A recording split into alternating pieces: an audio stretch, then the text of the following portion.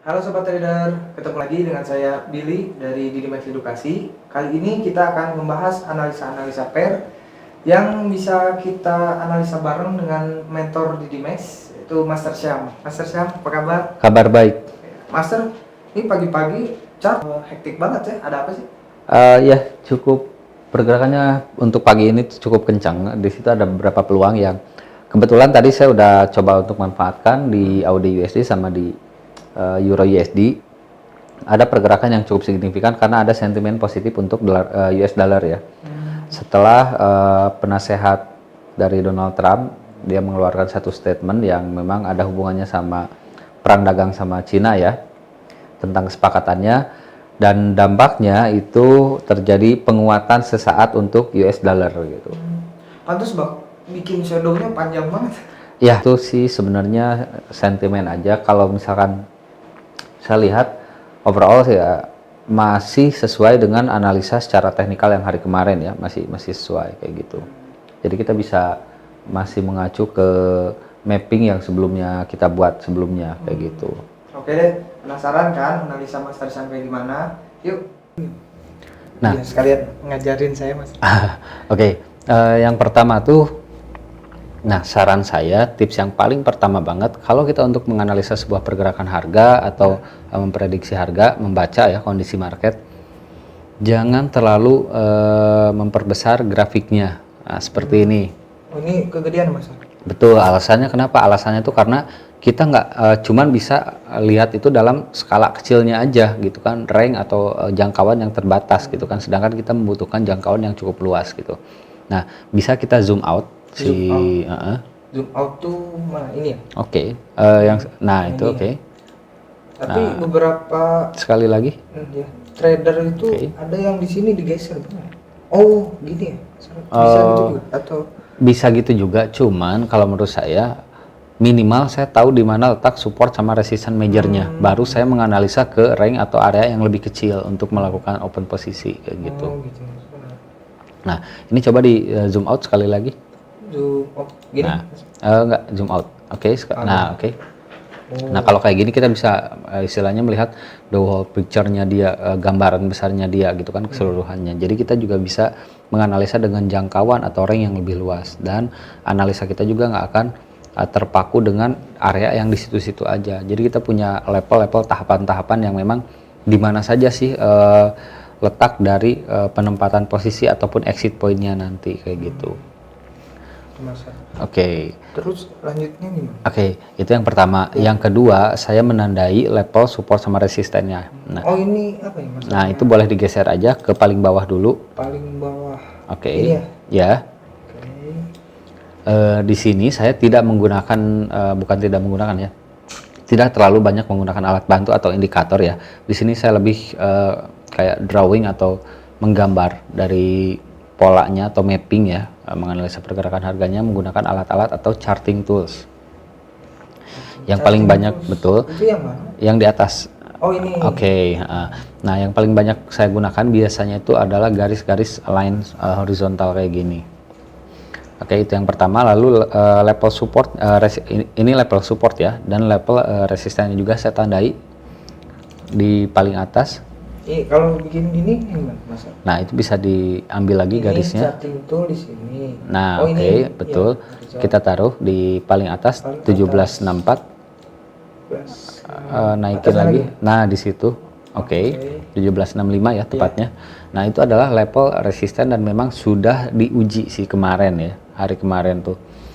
Harga tidak mampu menembus level tersebut. Nah, minimal kalau saya kan basicnya tuh polos ya, jarang menggunakan indikator, makanya minimal saya menandai level support sama resistennya dulu. Di sini saya punya level support di 1670 dan level resisten di 1765. Ini support. Betul. Ini resisten ya Mas? Ya betul. Nah itu SNR majornya dia, yang terbesarnya dia. Dan saya udah punya level support sama resisten, dan level resistennya cukup bagus ya karena udah diuji dan nggak tebus. Jadi ada kemungkinan untuk emas ini dia ada potensi penurunan ya, walaupun dalam skala koreksi kalau menurut saya, atau dalam fase koreksi penurunannya. Kalau diuji maksudnya gimana sih Mas? Jadi kayak di 1764 itu ya, 17. Oh, daerah sini ya? Dia kan dulu membentuk resistennya dia di situ ya, ketahanannya itu atau harga tertinggi yang dia bentuk tuh di situ di 1765. Kemarin harga hampir mencapai 1765 atau kurang lebih 1764 seingat saya tuh. Iya. Nah, itu namanya menguji level resisten, menguji ketahanannya. Dan kemarin harga tidak mampu melampaui level 1765. Makanya bisa dikatakan bahwa itu adalah sebuah resisten yang cukup kuat atau cukup valid. Kayak gitu. Adapun penurunannya sekarang masih dalam fase koreksi. Nah, sampai mana sih penurunannya? Ada dua cara simple yang saya gunakan. Yang pertama saya menggunakan garis trend line yang miring, Trendline. diagonal. Oh, ini miring ya? Oke. Oke. Caranya sih tarik dari garis dari low paling bawah. Low paling bawah Oke. Tarik ke atas. ke atas. Tumpuannya low yang selanjutnya. Low selanjutnya. Oke. Sini. Di situ tarik aja sampai Tarik ujung. tarik lagi. Itunya Sampai ujung. rapetin aja sama yang low yang kedua. Oh, yang kedua gini. Oke. Oh iya. Nah, itu sempat terjadi beberapa kali false break. False break. Ya. Oh, ini disebut false break ya, Mas? Ya. Nah, ini berfungsi sebagai level supportnya juga, cuman dalam keadaan yang miring ya.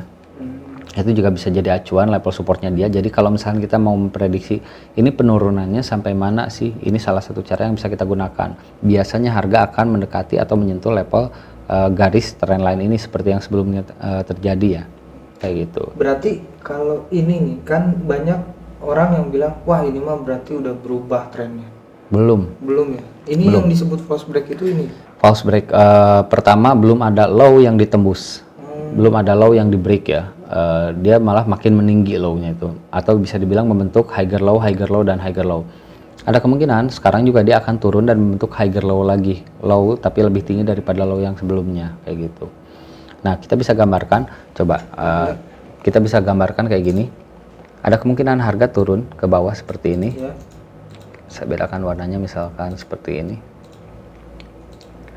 Nah, misalkan harga turun ke bawah seperti ini, biasanya minimal mendekati atau menyentuh garis trendline ini, baru dia kembali naik lagi kayak gini. Oh. Itu cara yang paling simpel yang pertama. Jadi dua acuannya itu ada dua ya, di sini sama di sini. Nah, ini dua titik tumpu untuk garis trendline ini, kayak gitu. Nah, jadi garis trendline ini bisa berfungsi sebagai level supportnya dia. Ada kemungkinan penurunannya itu akan mendekati atau menyentuh garis trendline ini. Lalu cara yang kedua itu adalah menggunakan Fibonacci. Ini kan hanya kisaran aja. Nah, kita butuh level yang lebih presisi. Bisa digunakan yang namanya Fibonacci retracement di sini. Boleh, Mas? Boleh. Sebelah mana? Nah, itu yang Oke. Fibonacci retracement. Tarik dari ujung low yang kedua. Yang kedua. Oke. Ke yang paling tinggi. Yang paling tinggi. Oke. Nah, oke. Oh iya, dari Level Fibonacci itu dia punya ada beberapa level, yaitu dari mulai 0, 23.6, 38.2, 50, 61.8 dan level 100. Nah, kalau ini saya custom, saya set di Paul dulu ya. Kalau ini udah saya tambahkan dua level, yaitu 764 sama 788.6. Nah, itu maksudnya apa, Mas? Angka itu? ini adalah rasio-rasio atau area-area level-level pantulannya. Makanya dinamakan dengan level Fibonacci retracement untuk melihat titik pantulannya. Nah, dan level 38.2 kalau kita lihat di sini, ini dia kebetulan bertepatan juga sama level trendline tadi sini. Yang tadi tandain sama Master ya? Betul. Nah, alasan pertama dia ada kemungkinan mantul di sini. Alasan kedua dia di Fibonacci level 38.2 itu udah bisa dibilang kalau dalam kondisi tren naik, harga turun dan turunnya itu udah menyentuh level 38 atau 50 di Fibonacci retracement, itu dianggap sudah cukup ideal untuk memenuhi fase koreksinya. Ada tiga alasan sebenarnya di sini kalau misalkan untuk ambil posisi buy di level tersebut. Alasan yang pertama yang kita gunakan trendline, maka harga kemungkinan akan menyentuh trendline kurang lebih di sini ya. Kurang lebih di sini. Alasan yang kedua, harga turun dan menyentuh Fibonacci level 38.2. Ada satu lagi alasan kalau buat saya. Nah, dari tadi saya sudah memperhatikan kemungkinan ini cukup bertepatan juga. Level 38.2 kita bisa taruh garis di sini. Nah, ini. Apa itu maksudnya, Mas? sebelum harga naik ke atas, Iya. level ini tuh bisa dibilang ini adalah resistennya dia. Akhirnya dia ditembus juga di sini dan harga lanjut naik ke atas. Nah, jadi ini bisa berpotensi untuk menjadi level RBS, resisten become support. Jadi ada 3 alasan ya. Alasan yang pertama harga menyentuh trendline, alasan kedua di Fibonacci 38.2, alasan ketiga ada level yang bisa dikatakan RBS atau resisten become support. Jadi ada kemungkinan harga kurang lebih mantul di area sini. Kayak gitu. Simple sih kalau misalkan menurut saya dan cukup akurat juga. Jadi kemungkinan penurunan SAU atau emas ini dia bisa menyentuh level 1740. 1740. Nah, dengerin loh, 1740. 1740 lalu kemudian dia masih berpotensi untuk naik kayak gitu. Naiknya sampai mana kita bisa analisa lebih lanjut. Kalau saya sih di sini biasanya cukup dibantu juga sama-sama Fibonacci, cuman Fibonacci-nya yang saya gunakan di sini adalah ekspansi untuk melihat sejauh mana tren itu akan pergi ya. Nah, ada level 100, ada level 161.8. Ini juga sama kayak di Fibonacci retracement atau beda? Beda. Kalau ini untuk melihat perpanjangan dari tren tersebut, makanya dibilang dengan Fibonacci ekspansi. Kalau yang retracement itu untuk melihat titik pantulannya. Kayak gini kita bisa taruh juga. Nah, level atau tujuan pertama, kalau misalkan harga mampu breakout di 1765, maka dia ada kemungkinan untuk menyentuh 1776. Kalau itu lanjut juga, ada kemungkinan biasanya target akhirnya itu di Fibo ekspansi 161.8. Kurang lebih di 1818 kayak gitu. Berarti kalau bikin Fibonacci itu nggak 100% harus benar-benar lurus trennya atau harus nggak ada turunnya gitu. Iya. Jadi seperti ini juga bisa ya Mas?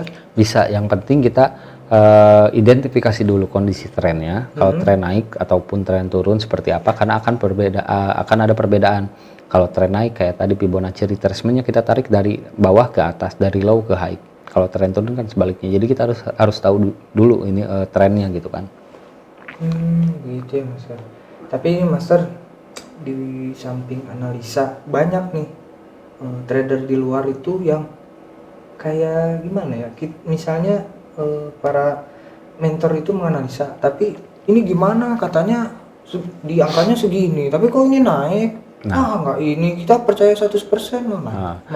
Sebenarnya kita juga harus melihat bahwa yang namanya analisa itu bukan 100%, tapi minimal kita punya planning yang jelas dan kita punya gambaran ke depan. Kalau misalkan kita udah punya gambaran ke depan seperti ini, kita juga pasti tahu. Berarti otomatis kurang lebih saya akan melakukan transaksi buy itu di area di sini. Nanti itu. Dan kita juga tahu ada pembatas kerugiannya itu di bawah, misalkan di level di sini. Ini buat area averaging-nya nanti dia. Dan target profitnya juga kita tahu, yang pertama di sini, target profit yang kedua di sini. Masalah nanti apakah sesuai atau enggak, itu kita istilahnya let's market decide gitu kan. Biarkan market yang memutuskan arahnya akan kemana. Yang penting kita punya planning yang jelas, punya gambaran, punya target profit, punya pembatas kerugian. Selebihnya udah biarkan. Gitu ya. Dari ini sebenarnya bukan mentor yang ngegerakin kan?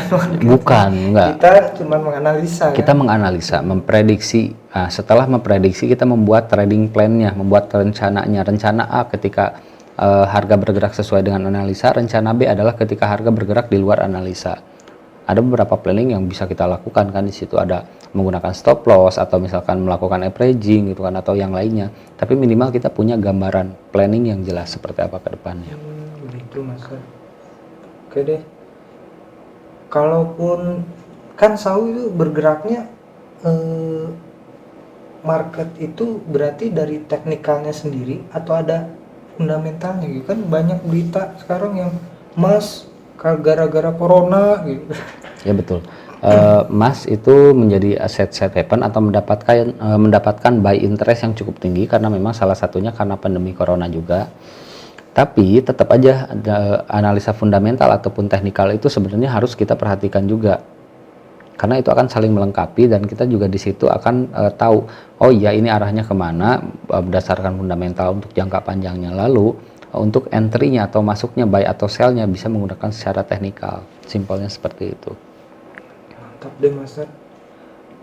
Ini Master kalau misalnya setiap hari bikin analisanya ini pakai apa ya, chart tools ya Master? Charting tools. Kalau indikator Master nggak pakai? Sama aja sih sebenarnya kalau mau pakai indikator, cuman itu kan tergantung kenyamanan kita ya. Kalau saya di sini pasti yang diutamakan itu nyamannya dulu. Saya trading menggunakan indikator A sampai Z juga kalau nggak nyaman walaupun bagus, saya katakan semua indikator juga bagus-bagus aja, cuman kalau kitanya nggak nyaman pakainya juga saya cukup yakin hasilnya juga tidak akan maksimal gitu kan. Pakai indikator atau apa Mas? Pakai indikator atau charting tools atau teknik yang sistem membuat atau nyaman. Teknik atau sistem yang membuat nyaman, karena yang dicari itu yang pertama adalah kenyamanan. Kenyamanan Mas. Kalau misalnya nggak nyaman nggak akan profit Mas. Betul. Kalau nggak nyaman nanti susah buat analisanya. Oke Master. Gitu Master. Wow, ternyata simpel juga tekniknya Master. Iya, nggak ada yang sulit sih kalau menurut saya. Mungkin kelihatannya aja. Yang sulit itu adalah ketika kita mengatakan dari awal itu sulit, ya pasti akan sulit. Kalau menurut saya nggak ada yang rumit. Semua teknik atau sistem trading yang saya gunakan itu semuanya simple. Yang saya cari itu bukan masalah tampilannya atau kelihatannya seperti apa, tapi yang saya cari itu adalah tingkat akurasi dan tingkat kenyamanan saya pakai sistem tradingnya, itu yang paling penting. Betul.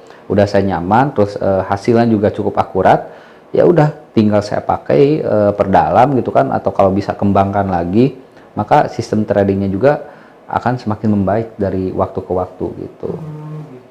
Nah seperti itu Sobat Trader, kita bertrading forex itu dengan kenyamanan. Ingat, trading forex itu fokus ke meminimalisir resiko, bukan mencari profit. Karena kalau misalnya kita meminimalisir resiko, profit juga ngikutin. Betul nggak Master? Setuju.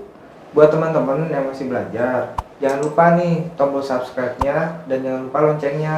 Teman yang lain ingin belajar trading forex, di-share aja, habis itu di-like ya.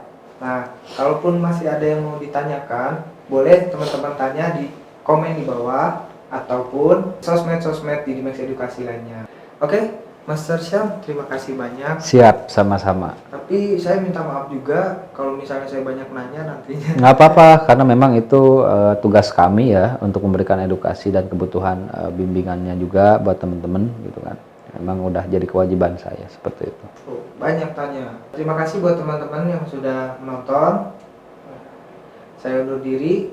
Tunggu video-video edukasi selanjutnya di Dimax biar number one.